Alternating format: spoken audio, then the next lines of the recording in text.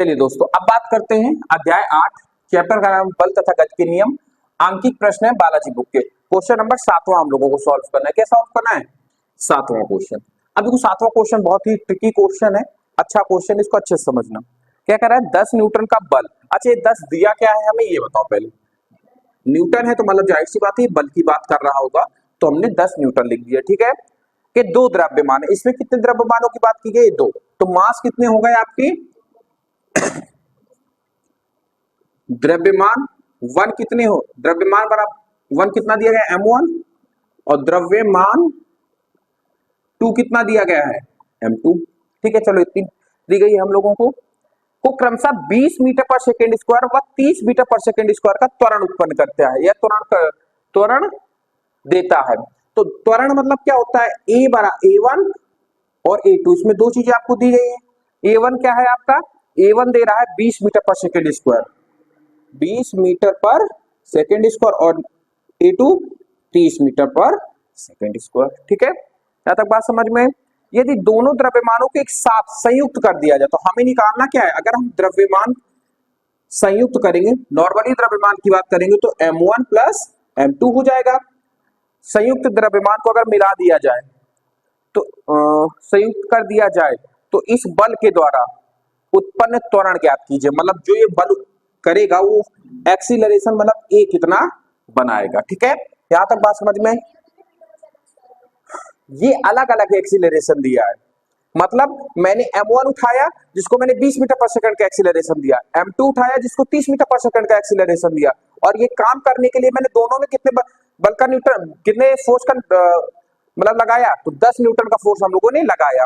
अब क्वेश्चन क्या कह रहा है कि अगर मैं इन दोनों द्रव्यमानों को मिला दूं, मिलाने के बाद 10 न्यूटन का ही बल लगाऊं, तो एक्सीलरेशन कितना जनरेट होगा, ये आपसे पूछ रहा है। अब बात समझ में आ गई क्वेश्चन हमसे क्या कह रहा है कि नहीं समझ में आ गया?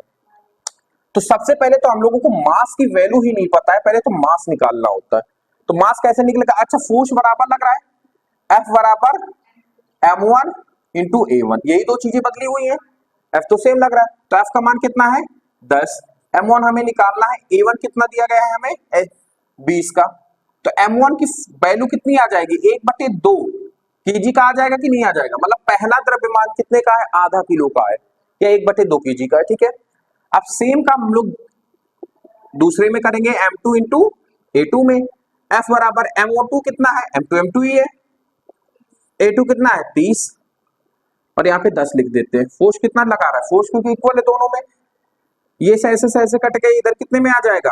m2 कितना निकल के आया? 1/3 kg का।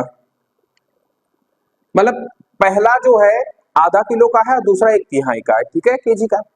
अब हमसे क्या कहा है कि इन दोनों मास को आपस में मिला दो, तो कुल द्रव्यमान इसमें कितना निकल के आएगा, ये बताओ मुझे।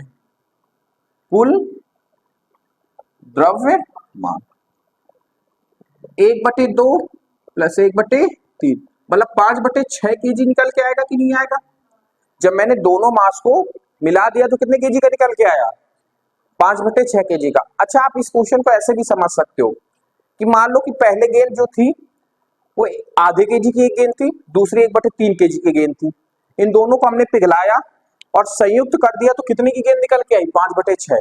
अब इस 5/6 kg को 10 न्यूटन का फोर्स देंगे तो कितना एक्सीलरेशन जनरेट करेगी, ये हमसे पूछ रहा है।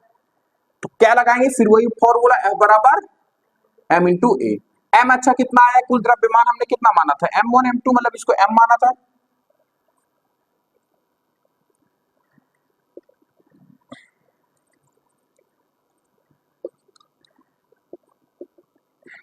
समझे? तो इसको हमने m माना था, तो m कितना है? 5/6।